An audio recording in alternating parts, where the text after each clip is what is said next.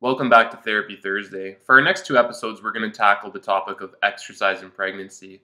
Oftentimes, we see women that are pregnant presenting asking whether or not they should exercise. Typically, they're fearful that they're going to end up harming their baby, but realistically, we think it's more a scenario of them being slightly misinformed as to all the positive benefits that exercise in pregnancy actually have. This first blog is going to tackle the topics listed below. A typical scenario is somebody will present saying that their OBG or midwife instructed them to exercise but they don't know how. The goal of this blog is to help educate you through this. We're going to begin by dispelling some common myths regarding cardiovascular training while pregnant. It goes without saying throughout your pregnancy there's a dramatic increase on the demands of your heart. The following recommendations are based strictly on published guidelines regarding exercise in pregnancy.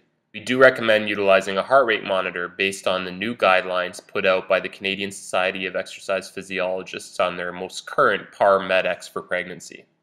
Now, something that is difficult to be able to convince people of is if you are previously active, it is okay to maintain your current program. The best time to start seems to be the second trimester. However, if you're sedentary, you should aim for about 3 exercise sessions of roughly 15 minutes per session. And for the athletes out there, you do want to remain below 80% of your VO2 max. Strength training is an extremely important and beneficial part to your pregnancy. The benefits of maintaining lean muscle mass throughout your pregnancy will be touched upon a little bit more during next week's blog. As you can see, it's important to maintain a balanced routine. If you're new to strength training, it is recommended that you utilize a certified individual, both from a safety and technique standpoint, but also to maintain a proper routine.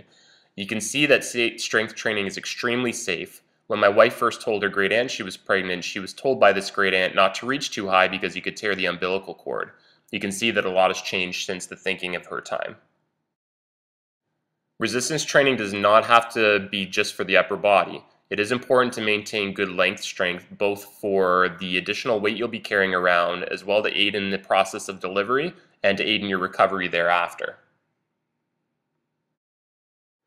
Core endurance exercises throughout your pregnancy do not need to be limited strictly to the pelvic floor and Kegel exercises. You can see Jacqueline here doing a variety of different core endurance exercises, even though she is 8 months pregnant. This is an important aspect of your pregnancy and will aid in your delivery as well as your recovery. An often overlooked aspect of pregnancy workouts are those to strengthen the hips as well as to increase balance. There's a dramatic shift in the biomechanics of your entire body throughout your pregnancy and then thereafter. It's important to keep training balance as your body goes through rapid change. This is a list of common concerns people bring up regarding not wanting to exercise while pregnant. Everything from increased body temperature to risk to both the mother or the baby.